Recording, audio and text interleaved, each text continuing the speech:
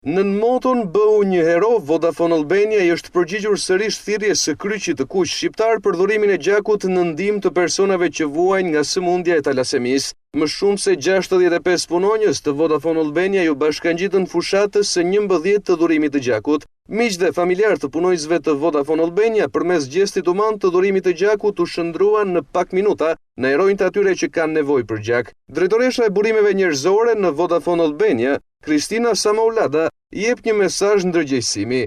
Sot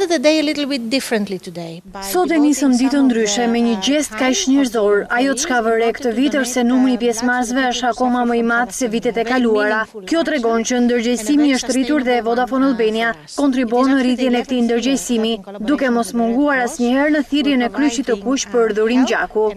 Aktualisht në Shqipëri numërohen mbi 600 persona talasemik, numër ky rritur ndjeshëm vitet e fundit. Në total përllogaritet se duhen 35.000 njësi gjak në vit. Vodafone Albania është e ndjeshme jo vetëm ndaj këtij problemi, por edhe ndaj çdo problematike sociale të komunitetit. Kompania Vodafone Albania i bën thirrje kompanive të tjera të bashkohen iniciativës së saj dhe të shpëtojnë jetë nëpërmjet dhurimit.